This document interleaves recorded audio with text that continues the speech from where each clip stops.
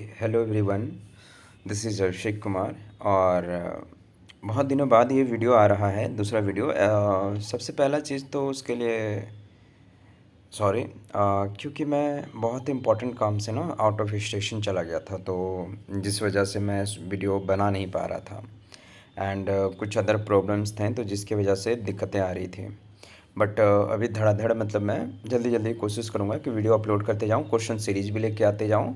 और आप सबको पता ही होगा कि झारखंड का जो लैब असिस्टेंट का एग्ज़ाम का डेट है वो शायद अनाउंस हो गया, लेकिन बड़ा ही अजीब तरीके से अनाउंस हुआ, जो कि हमको भी नहीं समझ में आया। बेसिकली क्या था कि प्रेफरेंस लोगों को पूछा गया था भरने के लिए, लेकिन उसके बदले प्रेफरेंस के बदले उन्होंने एग्ज़ाम लेना शुरू कर दिया, जो कि मुझे तो पता ही नहीं चल रहा कि वो कैसे करके ले रहे हैं। बाकी आप सब अगर देख रहे होंगे वीडियो, तो आप लोग का कौन कौन सा एग्ज़ाम आपने प्रेफरेंस डाला था और किसका किसका एग्ज़ाम आ गया वो आप कमेंट में बता सकते हैं। ठीक है, तो चलिए हम लोग अब देर नहीं करते हैं, जल्दी से शॉर्ट में एक मतलब पहले यहाँ पे आज हम लोग का इस क्लास में ना सेल का स्ट्रक्चर देखेंगे। ठीक है, उसका इंट्रो देखेंगे, सेल का स्ट्रक्चर, देन फिर प्रोकैरियोट्स में जाएंगे। प्रोकैरियोट्स के एक्सटर्नल स्ट्रक्चर क्या होते हैं, ठीक है, प्रोकैरियोट्स में कौन बिलोंग करते हैं, ये चीज़ यहाँ पे हम लोग देखेंगे। ठीक है, तो सबसे पहले यहाँ पे आपको दिख रहा होगा कि जो सेल है, ठीक है, उसमें क्या क्या एक स्ट्रक्चर में मतलब उसमें क्या ऑर्गेनल्स हो सकते हैं, कितने पॉसिबल ऑर्गेनल्स, किसके क्या क्या नाम्स हैं, वो सारा हम लोग पहले देख लेते हैं। और ऑर्गेनल्स का नाम भी यहाँ पे क्या है ना कि इम्पॉर्टेंट है, उसे आपको याद रखना होगा। ठीक है, जैसे यहाँ पे देखिए कि पता होगा कि माइटोकॉन्ड्रिया जो है, mitochondria power house of cell होता है।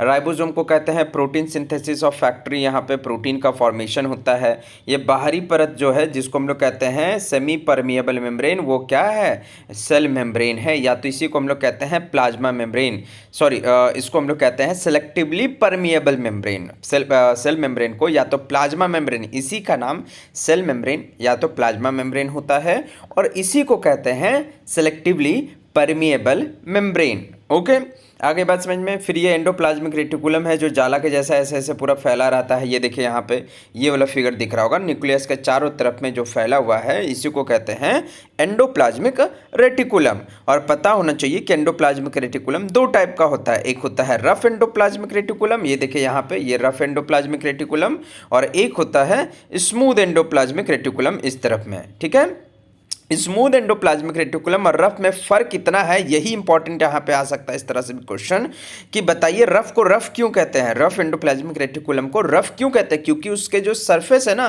दिख रहा होगा ये बूंदा बूंदा है ना, इस पे राइबोसोम बैठा है। और देखिए जो स्मूथ वाला है ना, यहाँ पे ये वाला में जो स्मूथ है उसके ऊपर में राइबोसोम नहीं होता है चिपका हुआ। आ रही है बात समझ में। राइबोसोम अगर एंडोप्लाज्मिक रेटिकुलम के सरफेस पे चिपका हुआ हो तो उसको कहते हैं रफ एंडोप्लाज्मिक रेटिकुलम, और नहीं चिपका हो तो उसको कहते हैं स्मूथ एंडोप्लाज्मिक रेटिकुलम। ठीक है, चलिए अब आगे बढ़ते हैं। अब यहाँ पे क्या है कि आपको दिख रहा होगा, ओके, क्या यहाँ पे दिख रहा है, और इसको पहले हटा देते हैं। हाँ, ये दिख रहा होगा यहाँ पे गोल्गी एपरेटस दिख रहा है अब आपको।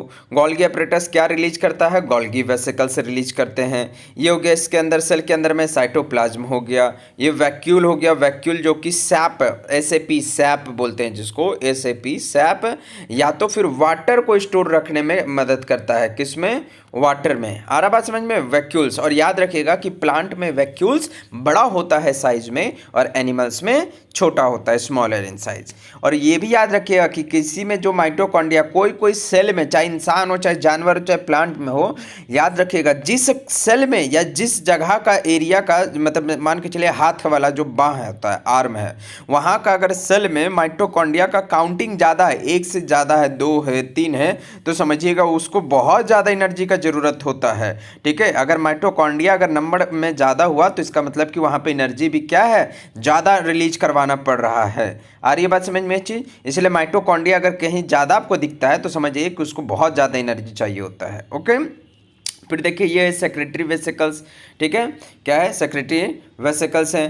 ओके, फिर उसके बाद में क्या है यहाँ पे, ये देखिए वैक्यूल ये तो था, पर ऑक्सीजोम यहाँ पे दिख रहा है, सेक्रेटरी वेसिकल्स, लाइसोसोम जिसको हम लोग कहते हैं सुसाइडल बैग, क्या कहते हैं, सुसाइडल बैग, ठीक है। फिर माइक्रोफिलामेंट्स याद होगा कि जो स्प्लिंडल फाइबर्स बनाने में मदद करता है, क्या स्प्लिंडल फाइबर्स होता है, हम लोग अभी सेल माइटोसिस वाला देखेंगे ना इस चैप्टर, तब वहाँ पे समझ में आएगा। बस इतना याद रखिए, माइक्रोफिलामेंट, माइक्रोफिलामेंट बहुत बहुत बहुत इंपॉर्टेंट, माइक्रोफिलामेंट, ठीक है। फिर सेंट्रोजोम, सेंट्रोजोम भी याद रखिएगा, सेल साइकिल सेल डिवीजन में भी हम लोग पढ़ेंगे सेंट्रोजोम क्या इंपॉर्टेंट होता है किस में। माइक्रोट्यूब्यूल भी, ये तीन जो है ना, तीन ऑर्गेनेल क्या है, ये तीन ऑर्गेनेल क्या चीज़ है कि सेल साइकिल और सेल डिवीजन में बहुत बहुत बहुत इंपॉर्टेंट है वहाँ के लिए, ठीक है, याद रखिएगा। Microtubule, centrosomes, microfilament. फिर ये हो गया प्लाज्मा मेम्ब्रेन, प्लाज्मा मेम्ब्रेन के ऊपर में भी वही प्लाज्मा मेम्ब्रेन कहिए या तो सेल मेम्ब्रेन कहिए, बतिया बराबर है, ठीक है। इसी के ऊपर में क्या होता है, एक और लेयर होता है जिसको हम लोग कहते हैं सेल वॉल, ठीक है, क्या कहते हैं उसको, सेल वॉल कहते हैं, ओके। फिर उसके बाद में देखिए राइबोसोम तो हम लोग देख चुके थे। इंटरमीडिएट फिलामेंट यहाँ पे देखने मिलेगा, न्यूक्लियस, न्यूक्लियस ये दिख रहा है ना, ये पूरा न्यूक्लियस है, ये वाला को पूरा न्यूक्लियस कहते हैं, ठीक है। और बीच में जो डार्क है ना, एकदम डार्क, ये वाला दिख रहा है, ये डार्क, ये डार्क है यहाँ पे, ये डार्क मटेरियल, ठीक है ना, इसको हम लोग कहते हैं न्यूक्लियोलस, क्या कहते हैं इसको, न्यूक्लियोलस। और याद रखिएगा न्यूक्लियोलस से ही बनता है आरएनए, राइबोसोमल, ठीक है, क्या चीज़ हो गया यहाँ पे, राइबोसोमल आरएनए बनता है, ओके, राइबोसोमल आरएनए। और राइबोसोमल आरएनए कहाँ होता है, कमेंट सेक्शन में आप बताइएगा हमको, ठीक है ना, राइबोसोमल आरएनए कहाँ होता है, कमेंट सेक्शन में बताइएगा कि कहाँ होता है ये आरएनए, और टोटल कितना टाइप का आरएनए आपने पढ़ा है, ठीक है। वैसे बता देते हैं, टोटल 3 टाइप का आरएनए होता है, एक होता है टीआरएनए, ठीक है, ये चीज़ एक को कहते हैं क्या, टीआरएनए, एक को कहते हैं एमआरएनए, ठीक है ना, एक को कहते हैं क्या, एमआरएनए, और एक को कहते हैं आरआरएनए, क्या कहते हैं उसे, आरआरएनए कहते हैं। 3 टाइप का आरएनए होता है, क्लियर ये चीज़। लेकिन हमको ये बताइए कि आरआरएनए कहाँ हमको मिलेगा, वो आप हमको कमेंट में बताएंगे, ठीक है ना, ये चीज़ क्लियर। चलिए, तो यहाँ पे हम लोग क्या देखें, राइबोसोम या न्यूक्लियोलस देख रहे थे। न्यूक्लियोलस के बीच में ये जो धागा जैसा दिख रहा है, यहाँ पे ध्यान से देखिएगा इस चीज़ को कि यहाँ पे कि क्या ये धागा के जैसा इसमें ऐसे ना उलझा हुआ है, इस तरह से, ठीक है। ये कहाँ पे, इस न्यूक्लियस के अंदर में जो धागा जैसा उलझा है ना, क्रोमैटिन, यही क्रोमैटिन नस्ल में क्या है, डीएनए है। क्रोमैटिन क्या है, डीएनए, डीएनए प्लस हिस्टोन, इसके अंदर में एक और होता है हिस्टोन प्रोटीन, जो डीएनए को ना अपने में लपेट के रखता है। आगे और देखेंगे डिटेल में, अभी इतना समझते जाइए। डीएनए क्या है, यहाँ पे डीएनए प्लस हिस्टोन प्रोटीन होता है लपटा हुआ क्रोमैटिन में, ठीक है ना। आगे ही बात समझ में आता है, क्लियर। तो ये हम लोग ऑर्गेनेल का भी देखें। और हाँ, इसमें एक और चीज़ कि जो न्यूक्लियस है, न्यूक्लियस के अंदर में जो ये पिंक जैसा पर्पल जैसा दिख रहा है ना, बैगनी के जैसा में, जो उसके अंदर में जो डेंस मटेरियल होता है उससे कहते हैं हम लोग क्या, न्यूक्लियोप्लाज्म। और एक और चीज़ जान लीजिएगा कि प्रोटोप्लाज्म इक्वल टू, ठीक है ना, क्या हम कह रहे हैं यहाँ पे, उसको अब ध्यान से सुनिएगा, ठीक है। यहाँ पे उस चीज़ को यहाँ पे ध्यान से सुनिएगा कि प्रोटोप्लाज्म, ठीक है, प्रोटोप्लाज्म किसको कहते हैं, तो प्रोटोप्लाज्म, प्रोटोप्लाज्म, ठीक है, प्रोटोप्लाज्म इक्वल टू क्या होगा, cytoplasm. Protoplasm equal to cytoplasm plus nucleoplasm, क्या होगा, प्लस न्यूक्लियोप्लाज्म होगा, उसी को हम लोग कहते हैं प्रोटोप्लाज्म। अब प्रोटोप्लाज्म लिविंग यूनिट होता है, क्या होता है ये लिविंग यूनिट होता है, ठीक है। इसी की वजह से सेल जिंदा होता है या मरा होता है, और यही वायरस में नहीं होता है। इस वजह से वायरस को हम लोग किस में रखते हैं, ना ही तो उसको हम लोग लिविंग कहते हैं, ना ही तो डेड कहते हैं, बट हम लोग उसको रखते हैं between the border line of, between the border line of, क्या रखते हैं, border line of living and non living, ठीक है। किस में रखते हैं, लिविंग एंड नॉन लिविंग में, नॉन लिविंग में, ठीक है। समझ गए बात, ये चीज़ हम लोग उसको बॉर्डर लाइन पे रखते हैं, किसको, वायरस को रखते हैं, किस वजह से, जिसमें प्रोटोप्लाज्म नहीं होता है। और ये प्रोटोप्लाज्म किस में नहीं होता है, तो वायरस में नहीं होता है। आ गई बात समझ में यहाँ तक, क्लियर, ठीक है। ये हमने स्ट्रक्चर देखा। अब देखिए यहाँ पे सेल के बारे में कुछ लिखा हुआ है, क्या लिखा है कि भैया सिंपल सा बात है कि सेल ही क्या है, बेसिक यूनिट है, क्या है, बेसिक यूनिट है, जिंदगी जीने के लिए बेसिक यूनिट है, ठीक है। क्या चीज़ है? बेसिक यूनिट है। क्या है? Basic unit of all life. और उसी से एक एक कोशिका से जुड़ जुड़ करके ही पूरा आज हम लोग इंसान तक बने हैं, कॉम्प्लेक्स जीव बने हैं। आ रही है बात समझ में चीज़? जैसे देखिए, एनिमल बना, प्लांट बना, फंगस बना, बैक्टीरिया बना, चाहे कोई एक सिंगल भी क्यों ना हो, वो अकेले सेल अपना ज़िंदगी गुजार सकता है। जैसे ये एक सेल है, अब इसमें एक न्यूक्लियस है, ये अकेले भी अपना ज़िंदगी गुजार लेगा जैसे बैक्टीरिया। लेकिन हम लोग का सेल अकेले नहीं गुजार पाएगा, आदत हो गया ना उसको ये चीज़ इवोल्यूशन होते हुए कि हम लोग का सेल गुच्छा में रहेगा, ग्रुप में रहेगा, ग्रुप में रह करके एक ऑर्गन बनाएगा। जैसे किडनी, किडनी वाला सेल एक अलग काम कर रहा है। हार्ट में कौन सा सेल होता है? कार्डियक सेल होता है। तो कार्डियक सेल का काम होता है पंप करना, खून को पंप करना। और ये क्या होता है? थकने वाला सेल नहीं होता है। ठीक है, ये चीज़ तो इसी वजह से क्या है कि आपको याद रखना होगा कि एक सेल अकेले जिंदा रह सकता है, लेकिन कुछ जीवों में एक सेल अकेले जिंदा नहीं रह पाता। जैसे जो जो ग्रुप में रहते हैं, जैसे अब उसका इवोल्यूशन हो गया, इवोल्यूशन होने के बाद में अब उसका आदत हो गया उस कोशिका को ग्रुप में रहने का, तो वो अकेले नहीं रह पाता है। लेकिन बैक्टीरिया भी अकेले रहता है, वो धरती का शुरुआत से अकेले ही रह रहा है, सिंगल सेल। तो इसीलिए वो अपने लाइफ को एग्जिस्ट करवा सकता है, समझे? इसलिए सेल को क्या कहते हैं? Cell is the body or like the building blocks of house. ठीक, एक घर जैसे एक एक ईंटा से घर बनता है, उसी तरह से एक एक सेल जुड़ करके भी क्या बनता है? एक पूरा बॉडी बनता है, कॉम्प्लेक्स स्ट्रक्चर बनता है, कॉम्प्लेक्स ऑर्गेनिज्म बनता है। ठीक है, चलिए।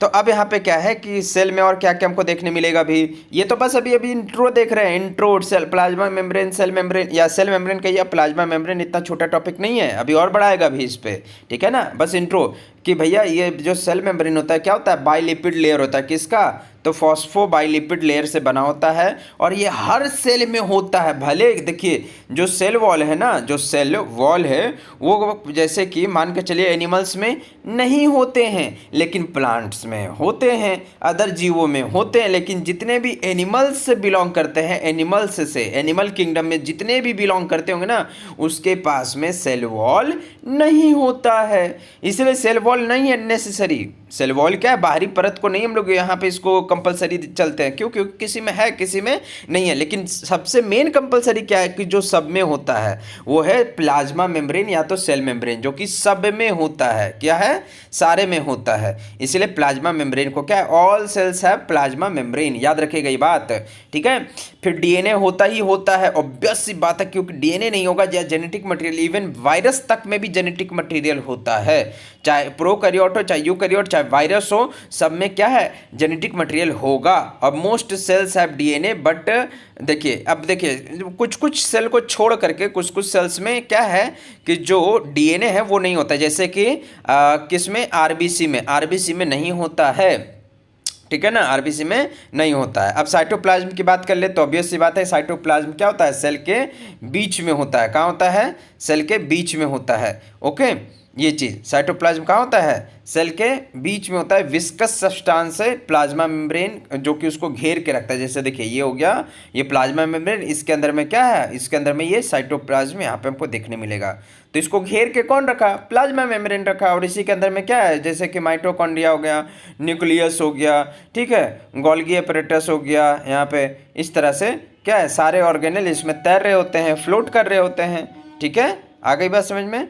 चलिए अब आगे बढ़ते हैं। यहाँ पे देखिए कि स्ट्रक्चर आपको दिख रहा होगा कि प्लांट सेल और एनिमल सेल में क्या फ़र्क है, वो चीज़ यहाँ पे हम लोग को देखना है। ठीक है ना, ये चीज़ प्लांट सेल और एनिमल सेल में क्या फ़र्क है और एक बैक्टीरियल सेल में क्या फ़र्क है। याद होगा कि ये जो प्लांट सेल और एनिमल सेल है वो यूकैरियोट्स में आते हैं। किस में आते हैं? यूकैरियोट्स में। और बैक्टीरिया किस में आता है? प्रोकैरियोट्स में। किस में आता है? प्रोकैरियोट्स में। ठीक है, आ रही बात समझ में? चीज़ क्लियर है? तो देखिए यहाँ पे क्या हमको यहाँ पे दिख रहा है कि इसमें हमको ये दिख रहा है कि जो एनिमल सेल है उसके पास में प्लाज्मा मेम्ब्रेन है या तो सेल मेम्ब्रेन है। ठीक है, क्या है? Plasma membrane. लेकिन इसके पास में सेल वॉल भी है, प्लाज्मा मेम्ब्रेन भी है प्लांट्स में। लेकिन देखिए बैक्टीरिया भी एनिमल में आता है, मोनेरा किंगडम में, तो इसके पास में भी प्लाज्मा मेम्ब्रेन क्या है? इसके पास में भी प्लाज्मा मेम्ब्रेन नहीं है, सेल वॉल है। ठीक, साइटोप्लाज्म है। Large chromosomal ring DNA. अच्छा, एक और चीज़ जान लीजिए, प्रोकैरियोट्स और यूकैरियोट्स में फ़र्क क्या है। तो जो प्रोकैरियोट्स होते हैं उनमें क्या होता है कि जो डीएनए है ना वो घिरा नहीं होता है न्यूक्लियर मेम्ब्रेन से, ठीक है। न्यूक्लियर मेम्ब्रेन से घिरा हुआ नहीं होता है। न्यूक्लियस को भी घेर के रखने वाला एक मेम्ब्रेन होता है जिसको न्यूक्लियर मेम्ब्रेन कहते हैं, ठीक है। आ रही बात समझ में। जैसे यहाँ पे ये दिख रहा है ना बाहर में, इसका न्यूक्लियर मेम्ब्रेन, यहाँ पर लिखा नहीं है लेबलिंग, ये जो है ना इसे हम काला सा गोल किए, ये क्या है, ये न्यूक्लियर मेम्ब्रेन है। और इसी के अंदर में क्या है, क्या बोलते हैं, क्रोमैटिन है, न्यूक्लियोप्लाज्म है, ठीक है, और डीएनए होता है इसी के अंदर में, ठीक है। ग्लाइकोजन ग्रेन्यूल्स हमको देखने मिलेगा, स्मॉल वैक्यूल्स होते हैं, इसमें लार्ज वैक्यूल्स आपको देखने मिलेंगे, माइटोकॉन्ड्रिया होगा, स्टार्च ग्रेन होंगे, ठीक है, जो कि क्या है, स्टार्च में कन्वर्ट करके रखते हैं, साइटोप्लाज्म हो गए। बैक्टीरिया में देखिए आपको क्या देखने मिलेगा, बैक्टीरिया में नीचे में आपको फ्लैजेला देखने मिल रहा। और एक और चीज़ इंपॉर्टेंट बात याद रखिएगा कि इनके पास में, प्रोकैरियोट्स के पास में एक्स्ट्रा प्लाज्मिड डीएनए होते हैं। क्या होते हैं, एक्स्ट्रा प्लाज्मिड डीएनए पाया जाता है। ये तो होगा ही होगा, साथ में एक एक्स्ट्रा सर्कुलर क्रोमोसोमल डीएनए जिसको कहते हैं, उसको कहते हैं plasmid. Extra circular chromosomal DNA को ही कहते हैं प्लाज्मिड, ठीक। आई बात समझ में। यहाँ पे देखिए, यहाँ पे अब जो सेल्स है बहुत टाइप्स का होता है, बहुत size, shape and size different होते हैं। जैसे यहाँ पे देखिए कार्टिलेजिनस सेल हो गया, ठीक है, ये कार्टिलेज सेल हो गया। ये बैक्टीरिया का शेप देखिए अलग है। ये स्ट्रेटेड मसल्स फाइबर जो हम लोग का बाह में होता है, स्मूथ फाइबर्स यहाँ पे, ठीक है, स्मूथ मसल, सॉरी ये बाह में नहीं होता है, ये होता है स्मूथ मसल फाइबर्स, ये हम लोग के अथी में होते हैं। स्मूथ मसल सेल देखिए कैसा दिख रहा है। नर्व सेल देखिए यहाँ पे जाली के जैसा दिख रहा है, अथी मकड़ा के जाल के जैसा दिख रहा है, ठीक है। फिर ह्यूमन स्पर्म देखिए, फिर फैट सेल देखिए, फैट सेल कैसा होता है, ठीक है। फिर यहाँ पे क्लैमोडोमोनास को देखिए, यहाँ पे क्लैमोडोमोनास हो गया। ये चीज़ तो सबका शेप एंड साइज क्या है ना कि आपको डिफरेंट देखने के लिए मिलेगा, ओके। ये चीज़ आई बात समझ में। अब यहाँ पे देखिए एक सेल में क्या क्या है, वो स्ट्रक्चर हम लोग अभी देख चुके हैं, वही यहाँ पे भी स्ट्रक्चर दिया हुआ है। ये फ्लैजेला हो गया जो मूव करने के लिए, यहाँ पे ये पिली हो गए हैं, इसके छोटे छोटे से पिली जो कि सरफेस के साथ में अटैच होने में मदद करता है, याद रखिएगा इस बात को, ठीक है ना। क्या है, सरफेस के साथ में अटैच होने में मदद करता है। और एक और चीज़, जो बैक्टीरिया होता है ना उसके ऊपर में एक और कवरिंग होता है, प्लाज्मा मेम्ब्रेन के ऊपर में भी एक और कवरिंग होता है जिसको हम लोग कहते हैं कैप्सूल। क्या बोलते हैं उसको, कैप्सूल कहते हैं। क्या कहते हैं उसको, कैप्सूल। कैप्सूल के बाद आता है प्लाज्मा मेम्ब्रेन, और फिर देखिए यहाँ पे ये सेल वॉल भी हमको इसमें देखने के लिए मिल रहा है, ठीक है ना। ये चीज़ असल में पहले कैप्सूल होगा, फिर यहाँ पे क्या होगा, यहाँ पे सेल वॉल, फिर प्लाज्मा मेम्ब्रेन होगा, ठीक है। फिर ये पिल्ली दिख रहा है हमको, और ये मीजोजोम्स दिख रहे हैं हमको। क्या दिख रहा है यहाँ पे, ये मीजोजोम्स दिख रहा है इसमें हमको, ठीक। राइबोसोम भी होता है, क्रोमोसोम भी होता है, साइटोप्लाज्म भी है यहाँ पे एक बैक्टीरिया में। और हमें पता है कि प्लांट में प्लाज्मोडेस्माटा होता है, जिससे एक मतलब जैसे वाटर होता है ना, वाटर पास करने के लिए प्लाज्मोडेस्माटा क्या है, जैसे ये एक सेल है, ये एक सेल है, और इन दोनों के बीच में ना ये रास्ता होता है, इसी को बोल रहे हैं प्लाज्मोडेस्माटा, कि इसका जो मटेरियल जब इसमें पानी भर जाएगा तो ये पास करके आगे भेजेगा, ये फिर पास करके आगे भेजेगा, ठीक है। एक सेल दूसरा सेल को भेजेगा, दूसरा सेल तीसरा को भेजेगा, ऐसे ही करके क्या है कि ये लोग आपस में कनेक्शन बैठाते हैं, ठीक। चलिए अब यहाँ पे देखिए कि क्या है, यहाँ पे बात बोला गया है कि प्रोकैरियोट्स का डेफिनेशन क्या है। तो हम लोग ग्रीक वर्ड में कर्नेल का मीनिंग होता है विदाउट न्यूक्लियस, ठीक है। तो प्रोकैरियोट्स में ना असल में न्यूक्लियस नहीं होते हैं, वो बेसिकली यूनिसेलुलर होते हैं, उनमें कोई भी न्यूक्लियस नहीं होता है, okay. Exceptions to that rule where the organism unicellular but has nucleus, so eukaryotes. Exception कहाँ पे आता है, देखिए भैया, पहली बात तो कि प्रोकैरियोट तो हमेशा यूनिसेलुलर ही होगा, वो अकेले ही होगा, अकेले सेल होगा, एक सिंगल सेल होगा, ठीक है। लेकिन ऐसा नहीं है ना कि यूकैरियोट वाले भी वो हमेशा ग्रुप में ही रहेंगे, नहीं, कुछ कुछ ऐसे सेल्स भी हैं जो यूकैरियोट के कैटेगरी में आते हैं। और पता होना चाहिए कि यूकैरियोट को एडवांस सेल बोला जाता है। इस धरती पे पहले ना प्रोकैरियोट सेल्स आए थे जिसको हम लोग क्या बोलते हैं, प्रिमिटिव सेल्स भी बोलते हैं। क्या बोलते हैं उसको, प्रीमिटिव सेल्स भी कहते हैं, प्रीमिटिव सेल्स कहते हैं, ठीक है ना। आ रही बात समझ में ये चीज़। और यूकैरियोट को हम लोग एडवांस या न्यू सेल या तो जिसमें न्यूक्लियस प्रेजेंट होता है उसे कहते हैं यूकैरियोट्स। आ रही बात समझ में, क्लियर यहाँ पे, ओके। तो एक्सेप्शंस यही है कि यूकैरियोट भी सिंगल होंगे, यूकैरियोट सेल्स भी क्या है, सिंगल होते हैं, ठीक।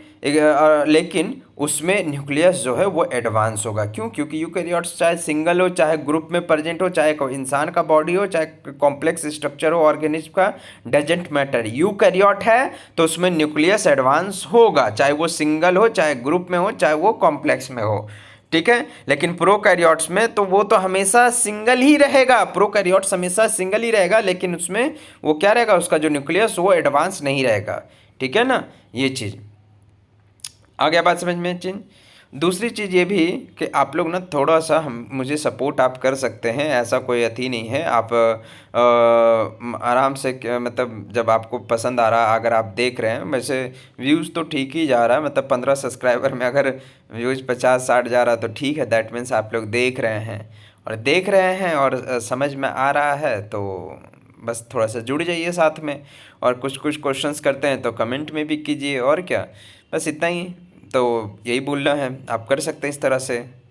ठीक है, ये चीज़ आगे बात समझ में। और रहा बात कि जब आप वीडियो देखते हैं ना तो थोड़ा सा एकदम शुरू से देखा कीजिए, और इत्मीनान से देखिए और ध्यान से देखिए। ठीक है, थोड़ा सा पेशेंस रख करके। हो सकता है कि अभी मेरा पढ़ाया हुआ चीज़ ना समझ में आ रहा हो, लेकिन जब आप ध्यान से सुनेंगे या समझेंगे तो थोड़ा बहुत समझ में आएगा, या फिर रिकॉर्डिंग के लिए आपके लिए बेस्ट लगेगा कि हाँ शॉर्ट वीडियो में है, थोड़ा आधा घंटा का, पौना घंटा का, तो देख लेते हैं फास्ट फॉरवर्ड करके, कुछ कुछ बात पकड़ में आ जाएगा। लेकिन इतना तो जान लीजिए, जो ये मटेरियल मैंने तैयार किया है वो ए ग्रेड है, मतलब आपको हर एक चीज़ कवर होगा। और ये हम क्वेश्चन देख करके बनाए कि PYQ से देख करके बनाए कि कहाँ पे किस तरह का क्वेश्चन आता है, तो क्या इसमें वो पॉइंट कवर है कि नहीं है। आ रही बात समझ में? इसीलिए तो चलिए, ऑल यूकैरियोट्स हैव न्यूक्लियस, पता है वो मल्टी सेलुलर में होंगे, कुछ कुछ सिंगल भी होते हैं यूकैरियोट्स। ठीक है ना, ये चीज़। अब आगे बढ़ते हैं हम लोग। फंक्शन, सेल्स का फंक्शन क्या होता है? ऑब्वियस सी बात है कि सेल, हर एक सेल्स का डिफरेंट फंक्शन होता है। ठीक है, कोई सेल्स एनर्जी प्रोड्यूस करता है, ठीक है, कोई सेल प्रोटीन प्रोड्यूस करता है, प्रोडक्शन में मदद करवाता है, ठीक है, कोई सेल डिवीजन करवाने में मदद करवाता है। आ रही बात समझ में? यही चीज़। अब आते हैं हम लोग यहाँ पे क्या बोल रहा है कि प्रोकैरियोट डिफरेंट वे में काम करता है। क्यों वहाँ पे डिफरेंट वे में कैसे काम करता है? क्योंकि वो बेचारा अकेले रहता है, तो अपने आप को कैसे बढ़ाएगा? वहाँ पे माइटोसिस मियोसिस नहीं होता है। प्रोकैरियोट्स में माइटोसिस मियोसिस नहीं होते हैं, जो कि भले बोल सकते हैं सिमिलर है, लेकिन माइटोसिस मियोसिस प्रोकैरियोट्स में नहीं होते, बल्कि क्या होता है, बाइनरी फिजन होता है, मल्टीपल फिजन होता है, बडिंग फिजन होता है। कैसे? जैसे यहाँ पे देखिएगा कि एक ये सेल है, अब इस सेल से क्या है ना कि ये एक सेल टूट करके अलग हो रहा है, ये दूसरा अलग हो रहा, अब फिर कुछ टाइम के बाद में ये क्या हो जाएगा, एक सेल इधर अलग, दूसरा सेल इधर अलग हो जाएगा। तो इसको बोले बाइनरी फिजन। बडिंग फिजन किसको कहते हैं? तो बडिंग फिजन में देखिए यहाँ पे सिंपल सा है कि एक सेल है और इसके ऊपर में ऐसे बड जैसा निकल रहा है, कली के जैसा, ये बड निकल गया। अब ये टूट करके कुछ टाइम बाद अलग हो गया, फिर ये क्या ग्रो कर जाएगा ऐसे करके, ये भी इसको बोलते हैं बडिंग फिजन। ठीक है, आ रही है बात समझ में? क्लियर? तो यही इस मेथड से प्रोकैरियोट्स अपने आप को क्या है, रिप्रोड्यूस करते हैं। ठीक। ट्रांसपोर्ट, एक सेल क्या है, जब ATP बनाता है तो वो भी क्या ATP को ट्रांसपोर्ट करता है। ठीक है, ट्रांसपोर्ट करने के लिए क्या चाहिए होता है? ATP चाहिए होता है, एनर्जी चाहिए होता है। कोई भी काम को अगर आप करेंगे तो एनर्जी चाहिए कि नहीं चाहिए? मान के चलिए एक सेल में मटेरियल को क्या करना है, मटेरियल को निकाल के दूसरे सेल के लिए भेजना है। ठीक है ना, सिंपल से समझिए कि जो खाना बन रहा है वो रसोई घर में बन रहा है, लेकिन रसोई घर में ही तो नहीं ना रखा रह जाएगा, उसको हर रूम में पहुंचाना है, जिस जिस रूम में कस्टमर बैठा हुआ है, ठीक है ना, या मेंबर्स हैं, ओके, तो वहाँ पे ले जाने के लिए इंसान चाहिए, एनर्जी चाहिए। पैदल चल के जाएगा सीढ़ी से फिर आएगा, तो एनर्जी चाहिए कि नहीं चाहिए? तो इसी को बोलते हैं हम लोग एक्टिव और पैसिव। मान लीजिए कोई पैसेंजर खुद आया या फिर खाना खुद चल के चल गया जादू से, मान के चलिए खुद चल गया, तो उसके लिए वहाँ पे किसी भी तरह का एनर्जी नहीं लगा, तो उसको बोलते हैं पैसिव। और एक्टिव में जहाँ पे एनर्जी लगता है। ठीक है, तो एक्टिव ट्रांसपोर्ट यूज करता है ATP मॉलिक्यूल को, और passive transport for molecule follow concentration gradient. मतलब कि जैसे मान के चलिए कि इसमें एनर्जी उतना नहीं खर्चा होता है पैसिव ट्रांसपोर्ट में। आधा दूर मान के चलिए कि आदमी चल के आ गया, आधा दूर खाना चल के चला गया खुद से, ऐसे समझिए, तो एनर्जी उतना खर्चा नहीं हुआ। सिंपल से बात है। वरना रसोइया को खुद जाना बनाना होगा, फिर उसको खाना को उठा करके सीढ़ी से चढ़ करके सबके रूम में देना होगा, तो एनर्जी खर्चा हुआ ना। इसी को मान के चलिए एक्टिव बोलते हैं। ठीक है, active transport and passive transport, ये चीज़ यहाँ पे याद रखिएगा। ठीक है ना। और एक और प्रोसेस होता है ऑस्मोसिस, ठीक है, ऑस्मोसिस या तो डिफ्यूजन जिसे कहते हैं। ऑस्मोसिस में क्या होता है, लो कंसंट्रेशन से हाई कंसंट्रेशन की तरफ में जाता है। जैसे ये समझिएगा कि ये मेरे पास में एक गिलास है, ठीक है ना, ये एक गिलास है, ठीक है, एक गिलास है, ये इस तरह से चौड़ा वाला हमने गिलास लिया, ठीक है, ये चौड़ा हम गिलास लिए। आ रही बात समझ में, क्लियर। अब इस चौड़े गिलास में ना हम मान लेते हैं यहाँ पे छेद कर दिए, यहाँ पे छेद कर दिए, ठीक है, यहाँ पे छेद कर दिए, ठीक है, ऐसे कैसे बीच वाला जो लाइन था ना मेम्ब्रेन, उसमें हमने छेद कर डाला। ओके, क्लियर है। जैसे ये बीच में ऐसे लाइन था, समझिएगा बात को, ये बीच में ऐसे लाइन था, हमने इसमें से बीच में से लाइन में से यहाँ पे काट दिए, यहाँ पे काट दिए, यहाँ काट दिए, ऐसे ऐसे करके होल है इसमें, ठीक। अब इसमें हमने भर रहे हैं, अब हम लोग इसमें भर रहे हैं क्या, पानी। क्या भर रहे हैं हम लोग इसमें, अब पानी। जैसे ये हो गया पानी, इसमें हम पानी ऐसे ऐसे भर रहे हैं, ठीक है ना, ये चीज़ आ रही बात समझ में, ये पानी है। अब एक तरफ में पानी कम है, ठीक, एक तरफ में पानी कम है और एक तरफ में पानी देखिए ज़्यादा है। अब पता होगा कि आपको यहाँ बीच बीच में पोर्स है, छेद है, तो ये पानी क्या करेगा, इसमें से निकल के इधर आएगा। जिधर पानी ज़्यादा है इसको बोलते हैं हाई कंसंट्रेशन, इसको क्या बोलते हैं, हाई कंसंट्रेशन। और जिधर पानी कम है उसको बोलते हैं लो कंसंट्रेशन। क्या कहते हैं इसको, लो कंसंट्रेशन। तो हाई कंसंट्रेशन से लो कंसंट्रेशन की ओर आता है, तो इसी को बोल रहे हैं ऑस्मोसिस प्रोसेस। क्या बोले यहाँ पे, इसी को हमने बोला यहाँ पे ऑस्मोसिस प्रोसेस कह रहे हैं। इसको क्या कह रहे हैं यहाँ पे, ऑस्मोसिस प्रोसेस। ऊपर वाला टॉपिक में है, एक मिनट, हाँ अब देखिए क्या बोले हम लोग, इसको नोन एज ऑस्मोसिस प्रोसेस कह रहे हैं। ओके, आगे बात समझ में, क्लियर।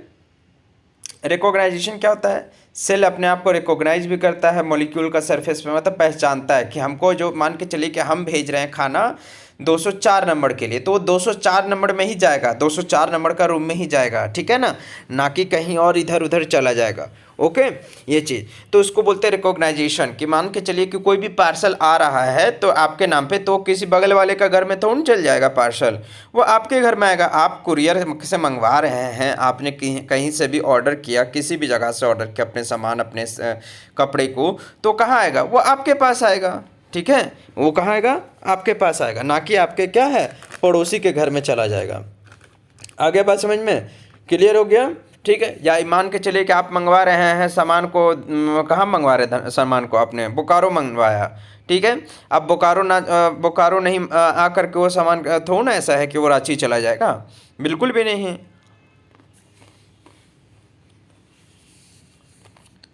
ओके, चलिए अब हम लोग देखते हैं प्रोकैरियोटिक सेल। तो अब हम लोग क्या है ना कि अभी जो हम लोग प्रोकैरियोटिक है यहाँ पे, तो प्रोकैरियोटिक का यहाँ पे हम लोग क्या है कि स्ट्रक्चर देखेंगे। ओके, और प्रोकैरियोटिक का स्ट्रक्चर देखने के बाद में यहाँ पे हम लोग देखेंगे कि प्रोकैरियोटिक्स में क्या क्या इसमें स्ट्रक्चर है, इसके ऑर्गेनल्स के बारे में तब हम लोग यहाँ पे देखेंगे। सबसे पहले देखिए हम क्या बोले थे कि प्रोकैरियोट्स का सबसे बाहर में होता है कैप्सूल, दूसरे नंबर पे होता है क्या, सेल वॉल, तीसरे नंबर पे होता है प्लाज्मा मेम्ब्रेन। याद रखिएगा टोटल 3 लेयर होते हैं एक प्रोकैरियोटिक सेल्स में, टोटल 3 लेयर होते हैं। सबसे पहला वाला कैप्सूल, दूसरा वाला सेल वॉल, तीसरा वाला प्लाज्मा मेम्ब्रेन। इसके अंदर में जो डेंस फ्लूइड होता है उसी को साइटोप्लाज्म कहते हैं। राइबोसोम तो होगा ही होगा भैया, चाहे आप बैक्टीरिया का बात करें, वायरस का बात, ये वायरस में बिल्कुल भी नहीं होगा। याद रखिएगा वायरस में राइबोसोम नहीं होता है, मोस्ट इंपॉर्टेंट बात है, ठीक। वायरस में राइबोसोम नहीं होता है, याद रखिएगा, ठीक है ना। बाकी आपको राइबोसोम सब में देखने मिलेगा, क्यों, क्योंकि राइबोसोम से प्रोटीन बनता है। अब प्रोटीन नहीं बनेगा तो एनर्जी मिलेगा ही नहीं, कैसे काम कर पाएगा, तो प्रोटीन बनने के लिए तो चाहिए ही चाहिए, ठीक। ये देखिए न्यूक्लियोइड सर्कुलर डीएनए होता है किसमें, प्रोकैरियोट्स में दिख रहा है ना, ये सर्कुलर डीएनए है। तो याद रखिएगा कि सर्कुलर डीएनए प्रेजेंट होते हैं किसमें, बैक्टीरियाज में। ओके, प्रोकैरियोट्स में सर्कुलर डीएनए ऐसे आपको दिखेगा छल्ला के जैसा गोल गोल ये, और एक और है गोल जैसा आपको एक्स्ट्रा सर्कुलर क्रोमोसोमल, जिसको प्लाज्मिड कहते हैं। क्या कहते हैं, प्लाज्मिड। और ये जो किनारे किनारे उभार निकला हुआ दिख रहा है ना, ये बैक्टीरिया के ऊपर में, इसके सरफेस के ऊपर में, इसको बोलते हैं पिली। इसको क्या बोलते हैं, पिली बोलते हैं। क्या बोलते हैं इसको, पिली बोलते हैं। और ये लंबा सा जो दिख रहा है ना ये पूंछ इसका, इसको फ्लैजेला कहते हैं। इसको क्या कहते हैं, फ्लैजेला। ओके। फ्लैजेला की मदद से ही ये क्या करते हैं, अपने आप को मूव करवा पाते हैं। क्या कर पाते हैं, मूव करवा पाते हैं। और याद रखेगा इसी न्यूक्लियोइड को, ये न्यूक्लियस नहीं है, न्यूक्लियोइड ऐसे ही साइटोप्लाज्म में ना तैर रहा है। क्या है, तैर रहा है, उसमें स्विम कर रहा है। ओके। और वो स्विम करते हुए क्या साइटोप्लाज्म में मौजूद है, और वही वहाँ पे क्या चीज़ है कि आपको देखने के लिए मिलेगा। आगे बात समझ में, साइटोप्लाज्म में ही आपको देखने के लिए मिलेगा। ओके, क्लियर, समझ गए। इसी को बोलते हैं न्यूक्लियोइड, इसीलिए इसको हम लोग क्या बोलते हैं, इसको न्यूक्लियोइड। इसमें कोई भी एक्स्ट्रा और चीज़ आपको देखने के लिए नहीं मिल रहा है, इसको क्या बोले, न्यूक्लियोइड्स बोले। ठीक, तो ये था अभी प्रोकैरियोट्स का हम लोग यहाँ पे देखे, अभी हम लोग इसका थे। अब हम लोग क्या है ना कि पहले और थोड़ा इंट्रो देख लेते हैं प्रोकैरियोट्स में, कि प्रोकैरियोट्स किससे बिलोंग करते हैं। ओके, फिर इसके बाद में अभी हम लोग इस लेक्चर को फिनिश करेंगे। नेक्स्ट क्लास में हम लोग प्रोकैरियोट्स का स्ट्रक्चर पे डिटेल में जाएंगे। तो सबसे पहले ऐसे ऑर्गेनिज्म जिसका न्यूक्लियर मेम्ब्रेन क्या है, not bounded by nuclear membrane. ठीक है, न्यूक्लियर मटेरियल जो है, सॉरी न्यूक्लियर मटेरियल होगा यहाँ पे, या जेनेटिक मटेरियल कह लीजिए। चाहे जैसे एक बैक्टीरिया है, बैक्टीरिया के अंदर में ये इसका डीएनए ऐसे ऐसे ऐसे डीएनए, इसके चारों तरफ में भी एक क्या होता है, लेयर होता है जिसको न्यूक्लियर मेम्ब्रेन कहते हैं। लेकिन प्रोकैरियोट्स में ना ये लेयर नहीं है। देखिए यहाँ पे न्यूक्लियर मेम्ब्रेन क्या है, नहीं है, अब्सेंट है। ठीक है, क्या है, अब्सेंट है, नहीं है। उसी को हम लोग कहते हैं प्रोकैरियोट्स। वो किससे बिलोंग करते हैं, प्रोकैरियोट्स से बिलोंग करते हैं। फिर देखिए यहाँ पे इसके पास में क्या है, सिर्फ राइबोसोम देखने मिलेगा, कोई और ऑर्गेनल्स नहीं देखने मिलेंगे, जैसे गोल्गी एपरेटस, माइटोकॉन्ड्रिया, ठीक है ना, और एंडोप्लाज्मिक रेटिकुलम, ये सब नहीं देखने मिलेगा। सिर्फ राइबोसोम ही आपको देखने मिलेगा। क्या देखने मिलेगा, राइबोसोम। इसके अंदर में कौन आएगा, प्रोकैरियोट्स के अंदर में जो मोनेरा किंगडम में जितने वाले भी हैं, जो भी हैं, सारे आ जाएंगे। और ब्लू ग्रीन एल्गी बैक्टीरिया भी आएगा, जिसको हम लोग साइनोबैक्टीरिया कहते हैं। क्या कहते हैं उसको, cyanobacteria. All prokaryotes have cell wall. ध्यान से सुनेगा, सारे प्रोकैरियोट्स के पास में सेल वॉल होते हैं, लेकिन एक ऐसा प्रोकैरियोट्स है माइकोप्लाज्म जिसके पास में सेल वॉल नहीं नहीं नहीं होता है। ठीक है ना, आ रही बात समझ में, क्लियर। एक और एक्स्ट्रा चीज इनके पास में प्रेजेंट होता है जो कि प्लाज्मिड्स है। प्लाज्मिड को एक्स्ट्रा सर्कुलर क्रोमोसोमल डीएनए कहते हैं, और ये मीजोजोम्स जो कि एनर्जी प्रोवाइड करवाता है प्रोकैरियोट्स के सेल को। ठीक है, इसको क्या बोलते हैं, मीजोजोम कहते हैं। अब यहाँ पे बैक्टीरिया का शेप एंड साइज देखिए। बैक्टीरिया का शेप एंड साइज क्या है, आपको स्पेरिकल दिख रहा है, जिसमें से कोकस बोलते हैं, कोकस को, कोकी को क्या बोलते हैं, स्पेरिकल शेप का। रॉड को यहाँ पे क्या बोलते हैं, बैसिली बोलते हैं। रॉड शेप में अगर बैक्टीरिया है ना, तो उसको रॉड वाला को हम लोग क्या बोलते हैं, जो ऐसे रॉड टाइप में होता है ना, उसको हम लोग बैसिलस बैक्टीरिया बोलते हैं। ठीक है, बैसिली बैसिली। और स्पायरल जो ऐसे घुमावदार होता है ना, ऐसे घुमावदार ऐसे स्पायरल शेप का, ये देखिए स्पायरल शेप का है ना, स्पायरल शेप का, इसको हम लोग क्या बोलते हैं, इसको हम लोग बोलते हैं स्पायरल शेप बैक्टीरिया। इसके अंदर में कौन है, एग्जाम्पल देखिए, याद रखिएगा, सिफिल्स, ठीक है, ट्रैपोनोमा पैलिडिमा पैलिडम। ठीक है, क्लियर। और एक और बैक्टीरिया होता है जिसको हम लोग बोलते हैं क्या चीज, विब्रियो। विब्रियो का मतलब समझते हैं, विब्रियो का मतलब ऐसे कॉमा शेप का होगा। क्या, ऐसे कॉमा शेप का, ऐसे ऐसे कॉमा शेप का। ठीक है ना, कॉमा शेप का बैक्टीरिया देखने के लिए मिलता है। अरे भैया ऐसे कॉमा लगाते हैं ना, ऐसे कॉमा, तो कॉमा शेप का ये बैक्टीरिया, तो इसलिए इसको विब्रियो बोलते हैं। विब्रियो मतलब कॉमा शेप, जिसमें कौन आता है, विब्रियो कॉलेरा। ठीक है, कौन आता है, vibrio cholera bacteria. Total 4 shape आपको याद रखना है। एक स्फेरिकल, जिसमें कोकस को स्फेरिकल बोलते हैं, रॉड शेप वाला को बैसिली बोलते हैं, स्पायरल शेप वाला को स्पायरलम बैक्टीरिया बोलते हैं, और यहाँ पे कॉमा शेप वाले बैक्टीरिया को विब्रियो बोलते हैं। कॉमा शेप वाले बैक्टीरिया को क्या बोलते हैं, विब्रियो कहते हैं। ठीक है, तो ये शेप था यहाँ पे। और देखिए डिपेंड करता है कि किस ऑर्गेनिज्म में कितने साइज जो है वो डिपेंड करता है। जैसे एक एटम का साइज 0.1 नैनोमीटर, फिर एक लिपिड का साइज होता है 1 नैनोमीटर, फिर एक फ्लू, एक वायरस का साइज होता है क्या, बैक्टीरिया से भी छोटा होता है, याद रखिएगा। बैक्टीरिया का साइज एकदम छोटा, बैक्टीरिया का साइज तो छोटा होता ही होता है, लेकिन उससे भी साइज में छोटा कौन होता है, उससे भी साइज में छोटा होता है एक फ्लू वायरस, यानी कि वायरस छोटा होता है बैक्टीरिया से भी। ठीक, माइटोकॉन्ड्रिया जितने बड़ा होते हैं ना, एक प्रोकैरियोट्स में, यूकैरियोट्स में माइटोकॉन्ड्रिया का साइज जो होता है ना, जितना बड़ा उतना साइज का सिर्फ बैक्टीरिया होता है। सोच लीजिए, हम लोग का प्रोकैरियोट्स में जो माइटोकॉन्ड्रिया जितने साइज का है उतने ही साइज का बैक्टीरिया होता है, यानी कितना छोटा होता है बैक्टीरिया। फिर एक प्लांट सेल और एनिमल सेल का साइज लगभग कितना होता है, 10 माइक्रोन मीटर होता है। ठीक है, एक मेंढक के अंडे का साइज कितना होता है, 1 मिलीमीटर। एक मुर्गी के अंडे का साइज कितना होता है, तो अप्रॉक्स 15 मिलीमीटर। और एक ऑस्ट्रिच के अंडे का 10 मिलीमीटर, और एक आदमी का साइज 1 मीटर होता है। तो ये चीज़ हम लोग हम लोग तकरीबन क्या है ना कि मेंढक के अंडे को देख सकते हैं अपने आँख से, ह्यूमन को एक एक को देख सकते हैं हम लोग अपने आँख से, ठीक है ना, जो कि यहाँ पे लिखा है नेकेड आइट से हम लोग क्या है तकरीबन 100 माइक्रोमीटर से हम लोग देख सकते हैं अपने आँख से। आगे बात समझ में क्लियर है?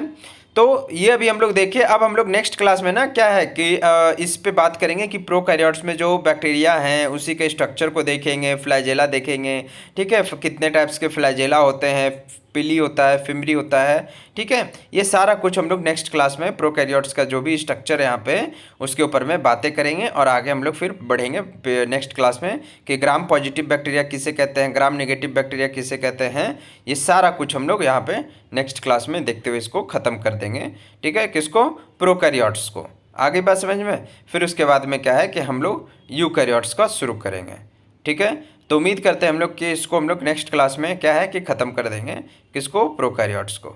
ओके, इसके रिप्रोडक्शन, इसके डिवीजन, ये सारा कुछ को। आ गया बात समझ में क्लियर? तो चलिए हम लोग मिलते हैं नेक्स्ट क्लास में, तब तक के लिए थैंक यू। और आई होप कि आप सब जुड़ते जाइए, अगर वीडियो देख रहे हैं तो बस जुड़ जाइए, और क्या। इतना सोचिए नहीं कि मैं छोड़ो क्या इसमें जुड़ना है, क्यों सब्सक्राइब करें, देख लिए वीडियो तो हट जाते हैं, नहीं, थोड़ा सा एक अच्छा लगता है, मतलब अगर सब्सक्राइबर बढ़ता है तो अच्छा लगता है ये चीज़।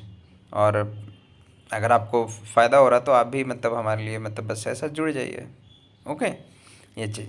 चलिए मिलते हैं नेक्स्ट क्लास में, तब तक के लिए थैंक यू।